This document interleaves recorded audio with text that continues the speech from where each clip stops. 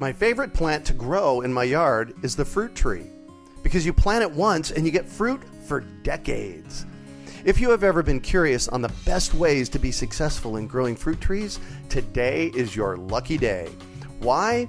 Because my team and I have compiled our best interviews and videos in one place to assist you in growing your own toe-tingling peaches and awesome apples right out your front or back door.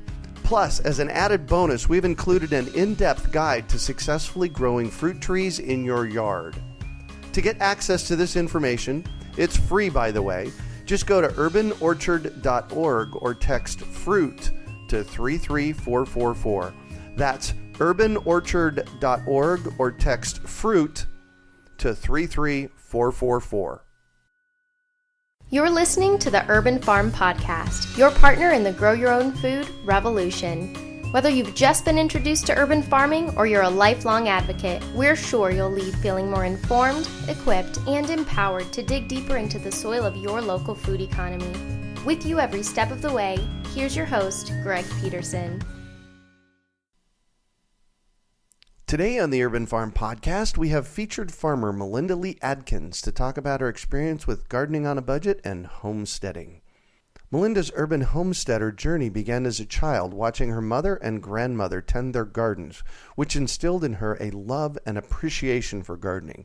After college, she purchased a home in the city and secured employment with a local school district, as well as a part-time park ranger. The park had an 1880s working farm on the property, which gave her the opportunity to visit and observe vintage skills. It was during her time as a park ranger that her love of the outdoors and living a simpler life grew. She has a great love of nature and has earned a wildlife habitat certification as a result. Eventually, she began incorporating skills she learned from the farm staff into her own urban homestead. Somehow she finds time to watch documentaries in her spare time to continue her learning.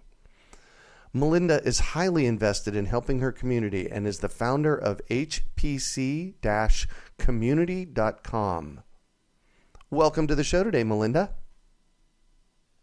Hello, Greg. It's nice to talk with you today.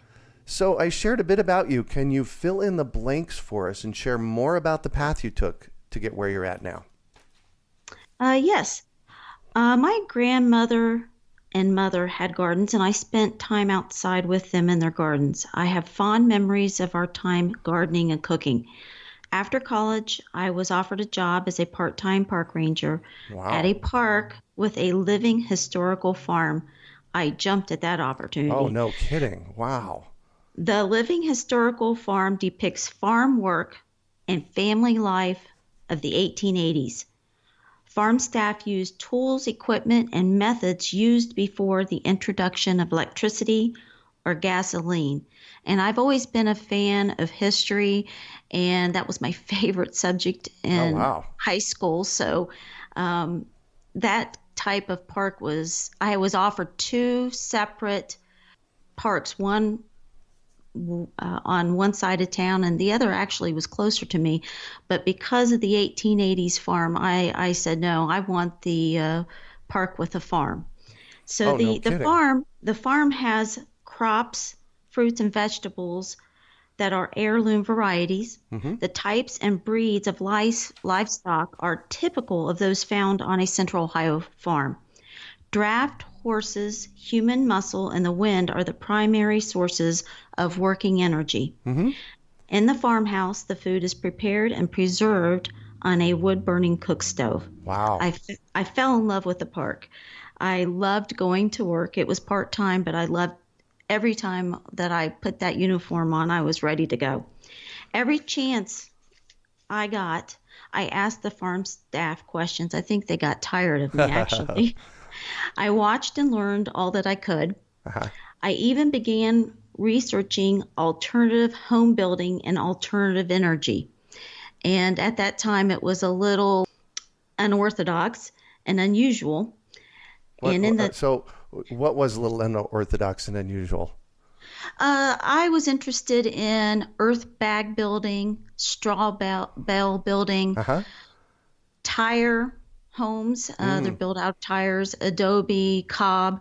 So for Columbus, that's very unusual. It's not heard of.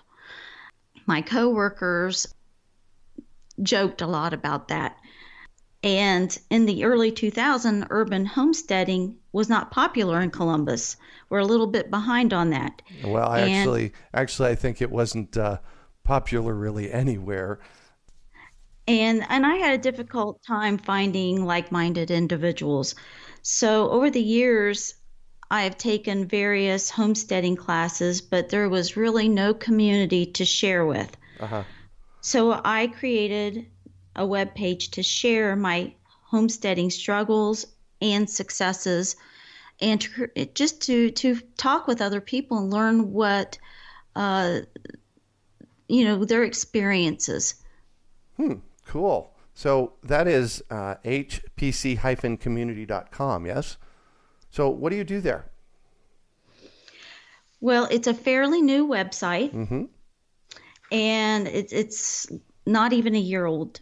So as a single mother, I realized that homesteading equipment and classes are expensive, and I was very fortunate to have knowledgeable people to learn from. The average person will not have the resources I had, and it took time for me to purchase the canning and dehydrating equipment and supplies. And for someone starting out, I wanted to learn the skills and purchase the equipment may seem out of reach for them. So I wanted to share my experiences on budgeting, homesteading, and alternative gardening. In addition, I wanted to create a homesteading community for people to share, learn, network, and have fun. And I didn't have that when I was learning. Yeah. I had the farm staff, which I was fortunate to have, but outside of that, I didn't have anyone else to share it with. Right. So with the evolution of the internet and, our being able to create simple websites, which was significantly different from 2000 when you started this, that has given us an opportunity to have a bigger reach. Have you found that? Yes. And I have located other groups by Facebook and people like you that are podcasting and sharing their knowledge, and it's helped tremendously, and it's so encouraging for me. And I learn by listening to some of your guests the different types of techniques and methods that they're using. It's so exciting and so enjoyable to listen to one of your podcasts on a Sunday morning, and then I go out into my garden and enjoy my garden.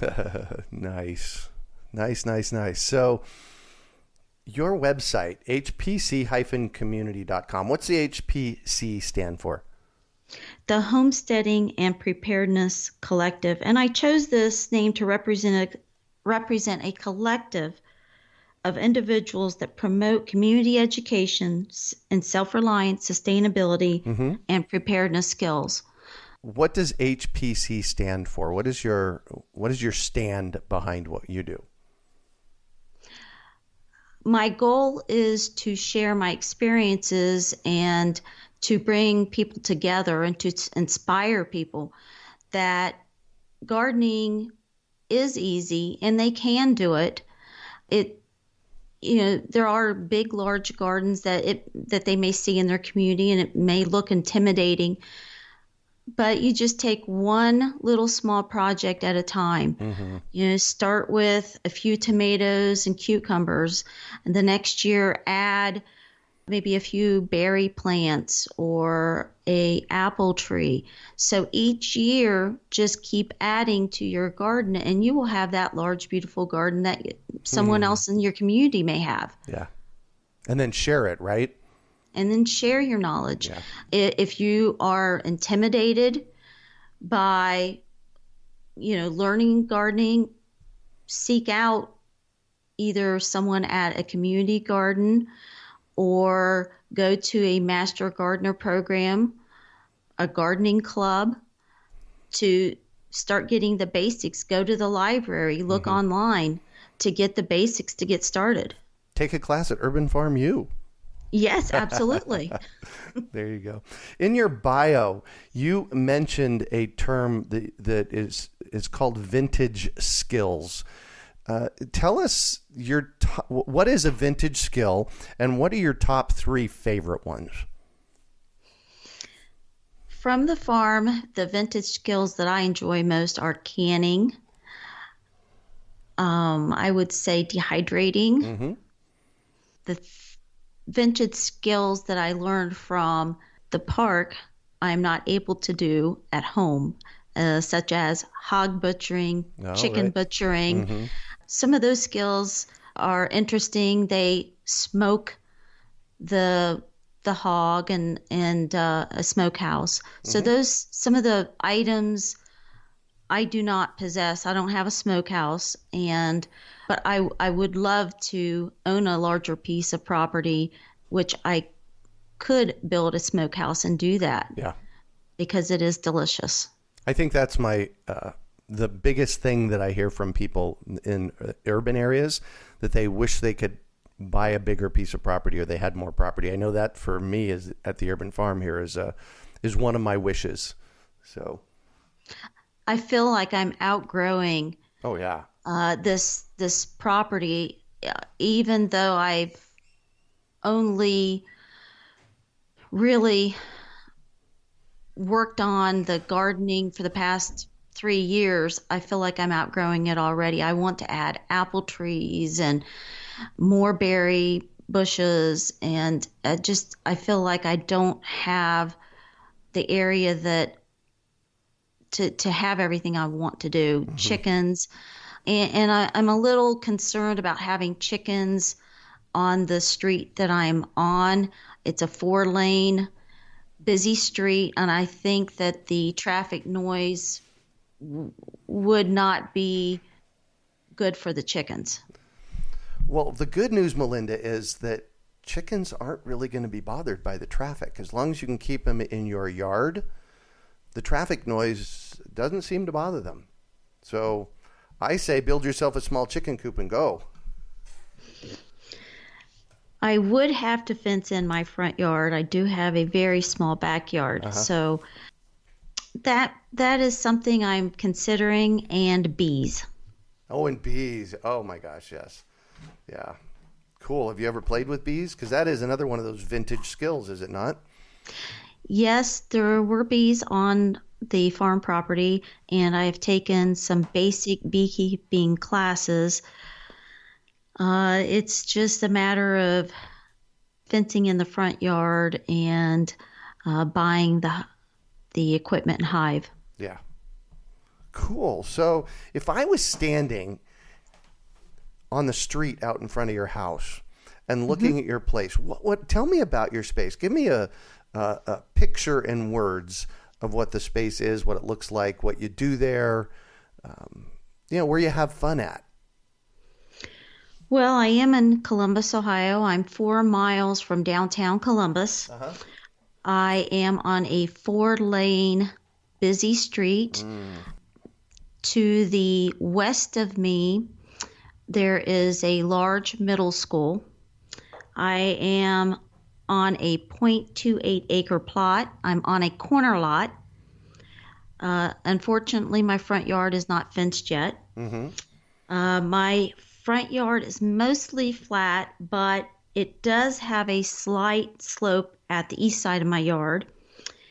And my front yard is larger than my backyard. Oh, nice. Therefore, I did plant a raised bed vegetable garden in the front yard, and fantastic. I also have a rain garden in the front yard. Cool. In the backyard, I have berry plants, strawberries, blueberries, blackberries. I have herbs, a small pond, 4-foot by 2-foot pond, and I'm learning about aquatic edible plants. Oh, nice. And I do have an area where I planted potatoes in pots, or not actually pots, they were more like buckets. And I did get a nice crop of potatoes, but next year I think I'm going to try them in trash cans. Oh. So I get a huge crop. Yeah. Mm-hmm. No kidding. There's also this technique that I've seen for potatoes where they, and you can buy I'm going to call it a potato basket, but it's much bigger than a basket. It's probably 4 foot in diameter. And and it's this plastic sheeting that you put in a circle or a ring, and you put the potatoes in the bottom, and as the potatoes continue to grow up, you put compost and hay and stuff on top of them, so that over the course of 4 or 5 months, you get these new layers, or like lasagna gardening, on top, and the potatoes continue to grow up. And then what happens at the end of the season, you just undo the fasteners, take the ring off, and you have this 3 foot tall pile of potatoes essentially. Unfortunately, it doesn't work in the desert because it's so dang hot here, but you might try that. That does sound easier. Yeah.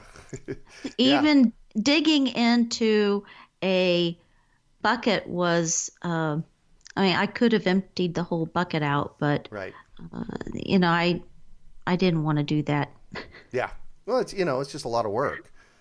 It's just a lot of work. That product sounds like something I need. Yeah. Well, you go ahead. Yeah, give it a try. Go to Google and type in potato rings or something like that, and it'll come up. It'll absolutely come up. You mentioned aquatic edibles. Could you tell us a little bit about that?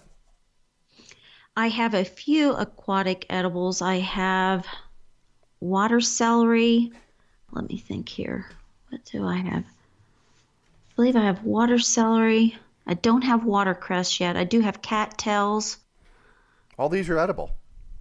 Yes. Wow. I haven't tried them yet because they were newly planted, so I'm waiting a couple of years to let them, get mature. large enough, get mature.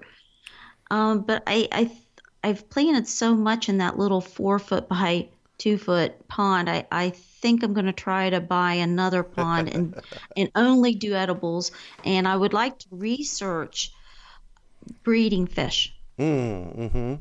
Aquaponics is one of the things. Have you heard of aquaponics?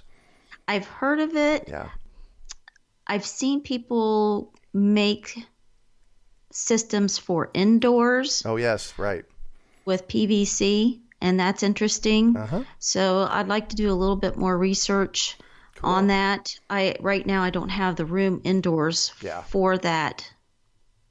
We have a aquaponics course that we offer through Urban Farm U. Basically, it's fish-powered gardening, and the intent or the thought behind it is that the fish poop feeds the plants, and the plants clean the water. So it's really fascinating.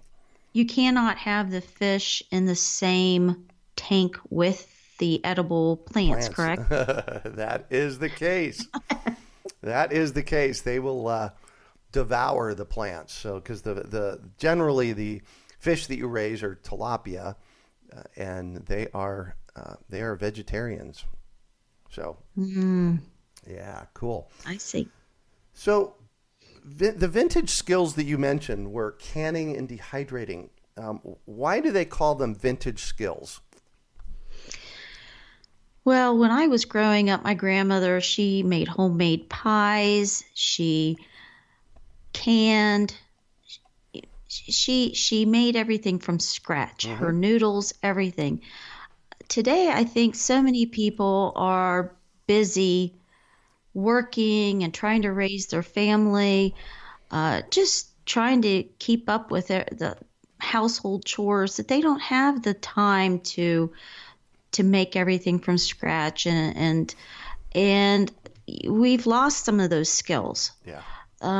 We've lost canning your food at the end of the season. We've lost making homemade noodles and homemade pies. And, the memories that I have of the time in the kitchen and in the garden with my grandmother are just so wonderful, and it just warms my heart thinking about the memories. And I think that parents, it would be a great gift to give your children to go out into the garden and spend time with your children in the garden, planting and harvesting, and to bring that harvest in and teach them to cook what they've harvested.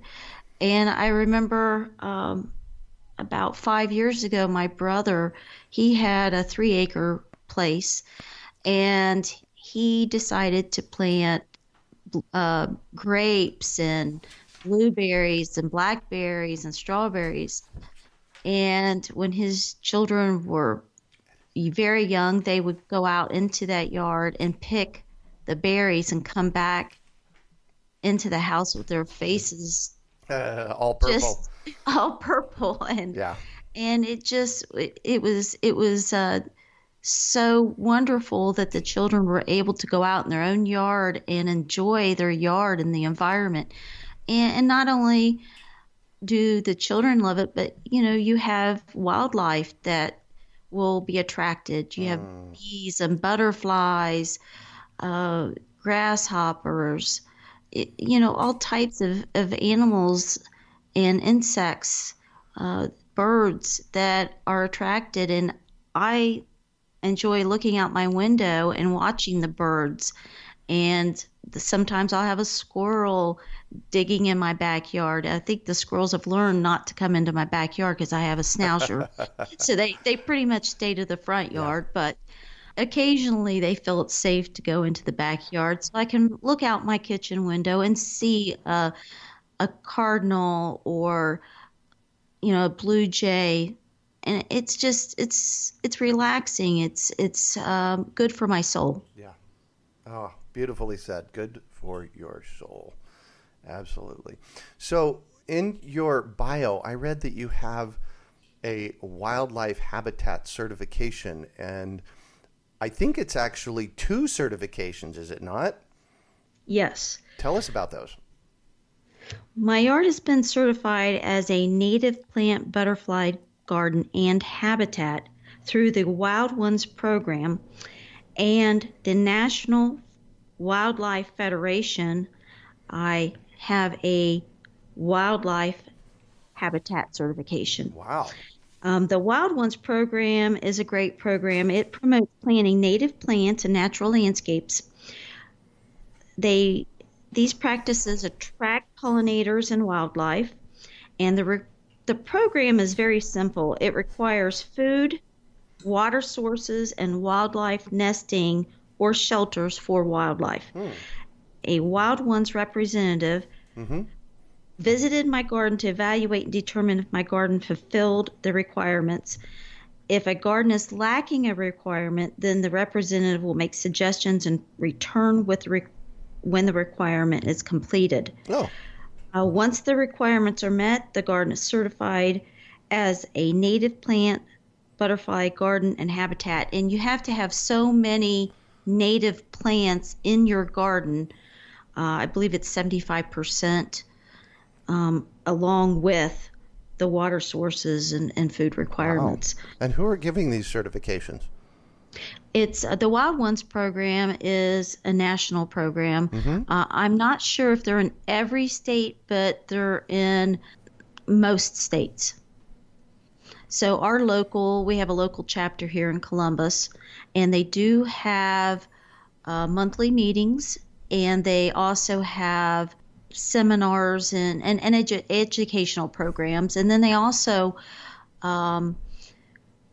will go out into the community and try to save different habitats. Interesting. How cool is that?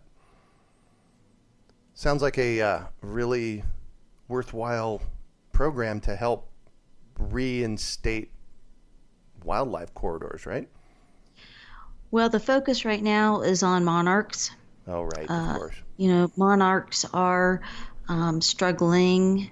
Their numbers are down. So we are planting milkweed and plants that will aid and feed and help the monarchs breed and flourish.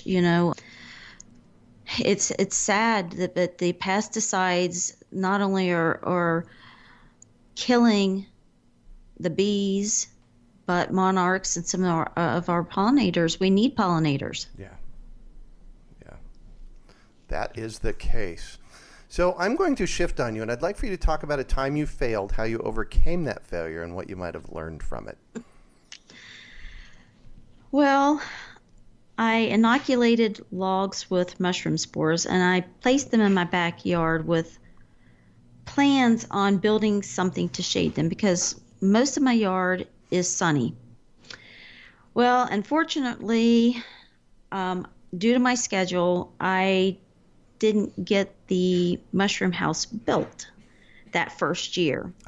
So I had a friend come over the following summer, and he helped me build a mushroom house. But I was concerned that the mushroom spores were ruined from overexposure to the sun and lack of water.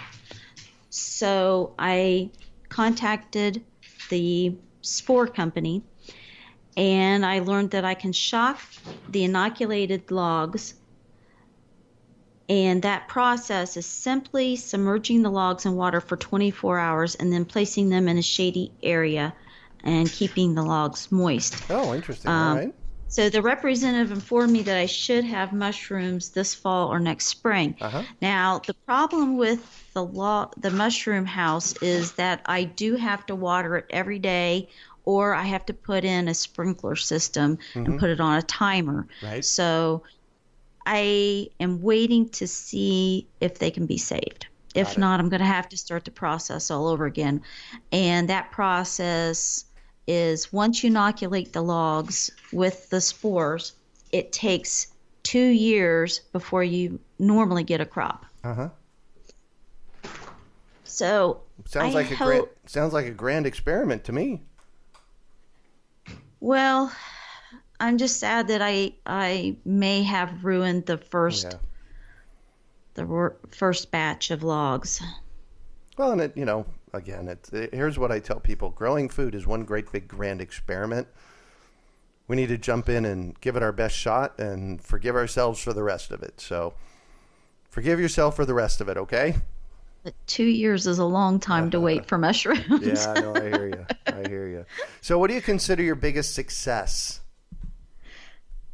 Building the stone raised bed around the tree in my front yard. Ooh. That was difficult. Yeah. There were many obstacles in building the bed. First, the bed is built on a slight slope, and I had tree roots to dig and build around. And it's back-breaking work. It took me an entire summer to dig the trench and lay the gravel and the footer and start laying the stones. It was a lot of work. I didn't have to go to that extreme, but I wanted something beautiful. Yeah. And gardening can be as simple or as difficult as you want to make it. If you want an elaborate design in your garden, like I have with the raised beds, stone and wood, I wish I would have read the square foot gardening book before. I may have changed my mind about that, but I probably wouldn't have, because I like challenges. But that was a big success to work on that and fight through the challenges and overcome them and see the beauty in it. And it's so nice. When I started the project, my yard was tore up, and my neighbors came by and they were like, "Lee, what are you doing to your yard? It looks awful." And by the end of the summer, the plants were in and they were looking good, and my neighbors came by and they were giving you high fives.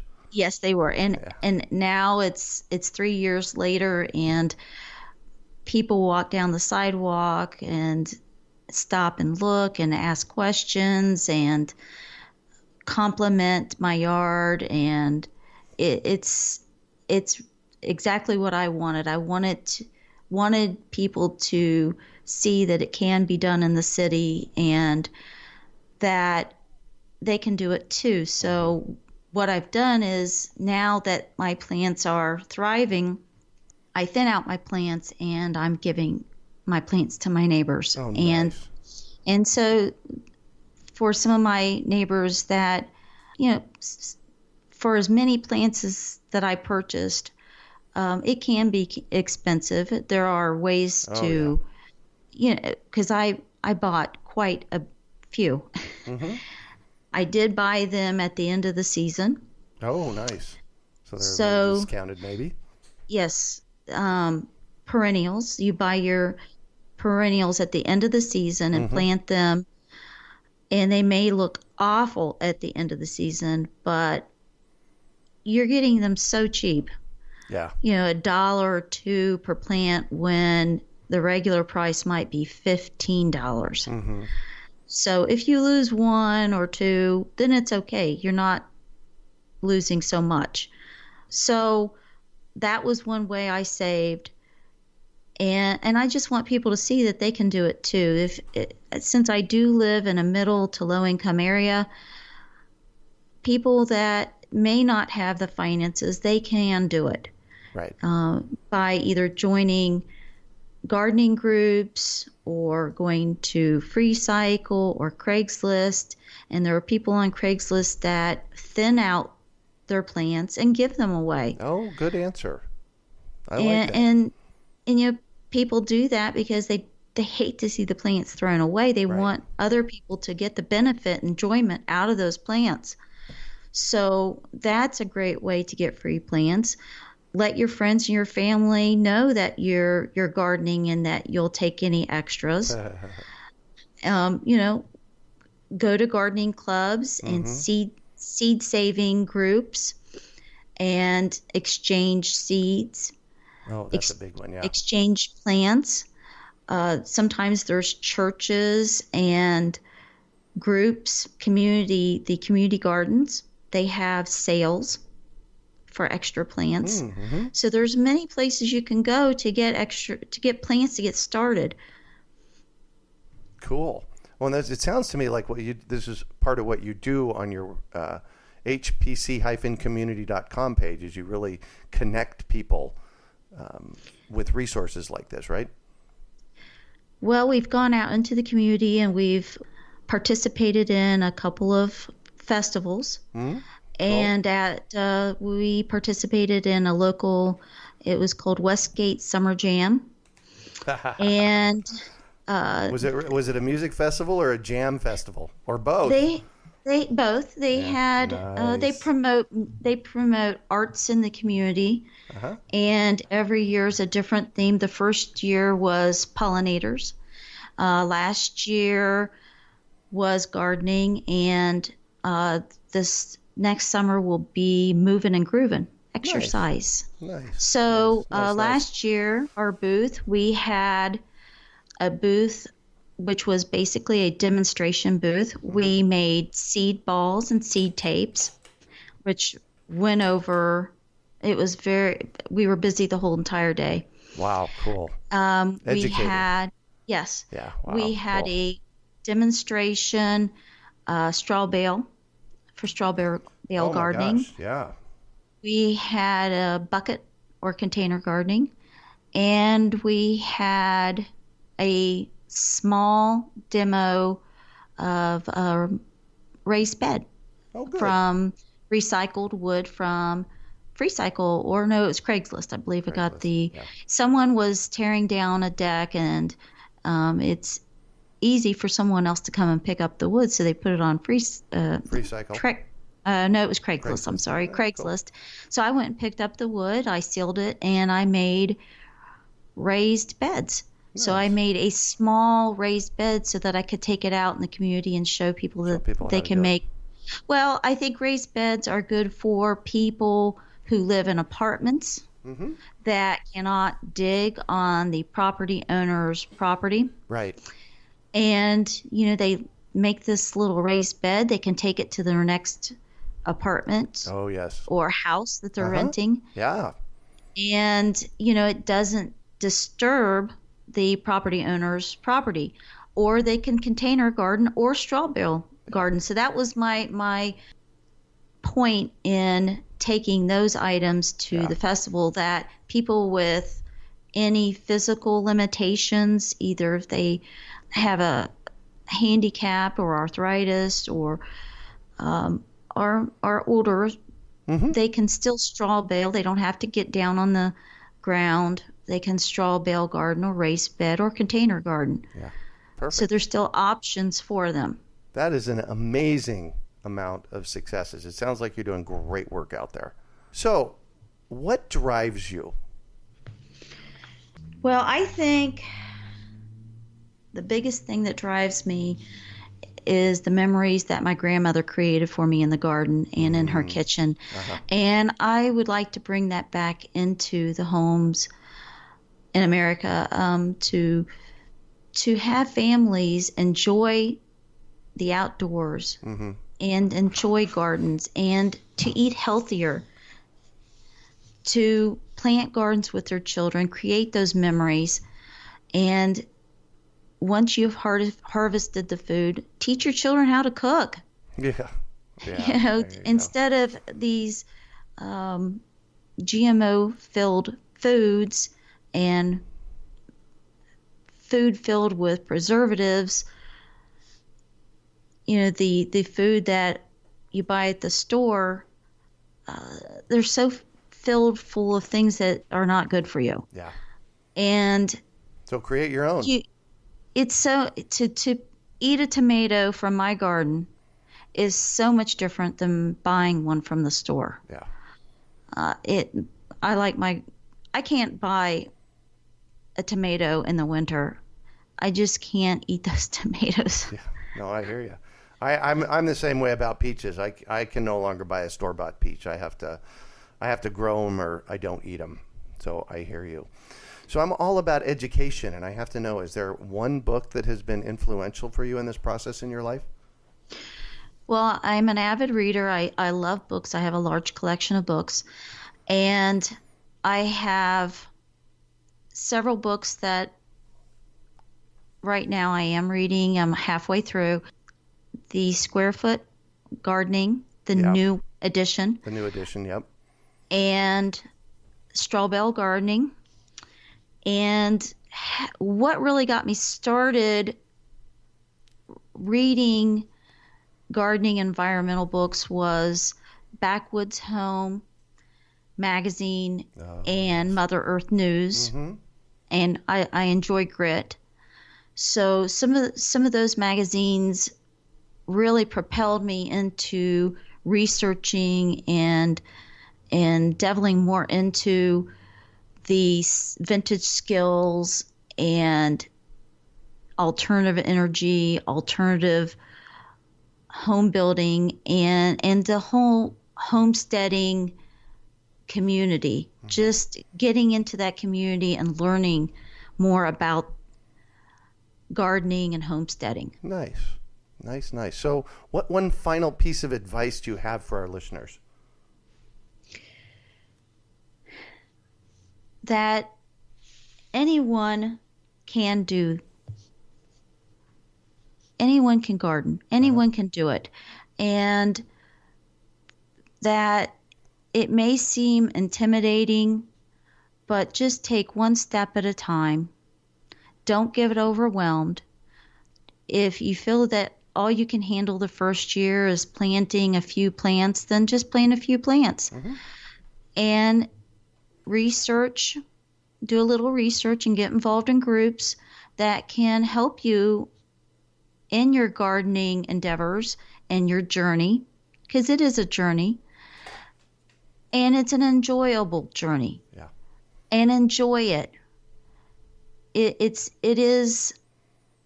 not only good for your health, but it's good for your spirit and soul. Yeah. So just do it. Well, thank you so much for joining us on the show and sharing your experience with us today, Melinda. It has been a treat getting to chat with you. Thank you, Greg, for inviting me to your podcast. I enjoyed talking with you today. Absolutely. So how can our listeners find you, get a hold of you, find out more about what you do? They can go to the webpage, hpc-community.com, or they can email me at sustainability@hpc-community.com. And I also have a Facebook, which is called Urban Homesteading and Country Skills, and it's the Urban Homesteading and Country Skills in Columbus, Ohio. Perfect. Well, that's it today. Thanks for joining us on the Urban Farm Podcast. My favorite plant to grow in my yard is the fruit tree, because you plant it once and you get fruit for decades. If you have ever been curious on the best ways to be successful in growing fruit trees, today is your lucky day. Why? Because my team and I have compiled our best interviews and videos in one place to assist you in growing your own toe-tingling peaches and awesome apples right out your front or back door. Plus, as an added bonus, we've included an in-depth guide to successfully growing fruit trees in your yard. To get access to this information, it's free, by the way.